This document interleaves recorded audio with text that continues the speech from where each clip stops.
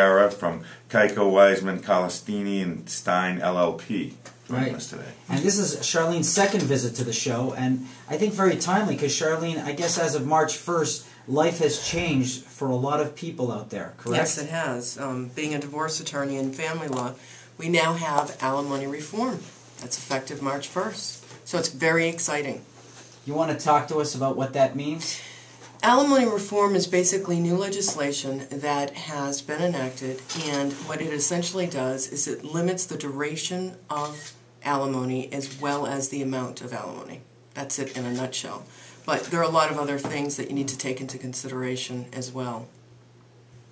Such as? Such as, let's see, if... Let's pretend this is a billable time, so okay, we want so you to be give me a longer on these hypothetical. stories. Give me a hypothetical.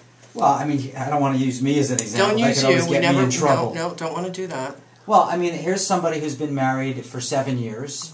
They own a business because we have entrepreneurs listening, and their wife left work. They were professional. They might have left work, and they, for a few years with the children, and they got divorced, and they were paying alimony and child support, and now you have the new law in place.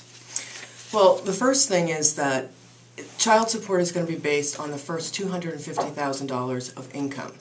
After that, it's the issue of alimony. So when you give me that hypothetical, if we're talking about someone who earns about $1 million a year, then that person has exposure on the differential above the $250,000 in child support.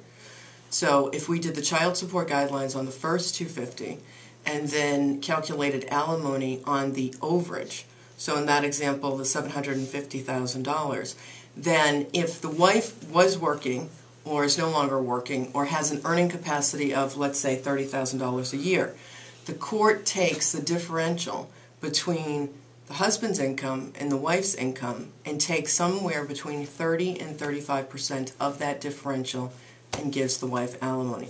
Now, that's a short and sweet answer, but again, there are a lot of factors to consider. But it wasn't always that way. No, it wasn't always that way. And let's just make it that comparison, the pre and post. What were people dealing with before? Before, and I should say that even with the new alimony reform, there's still a lot unanswered. This is new law that it's going to take years to go to the Massachusetts Supreme Judicial Court and the Appeals Court to figure out where the gray areas are and how the court wants to deal with those issues. But before, we were dealing with legislation that had been enacted back in 1974, and there was no specific duration limitation, and there was no specific amount. So there was much more ambiguity in how much you would be paying in alimony. Now at least we know it's going to be somewhere between 30 and 35% of the differential. And even there, the court has discretion to increase that above the 30 to 35% if the court enters written findings that it's necessary. Now I want to make this clear. This works both ways because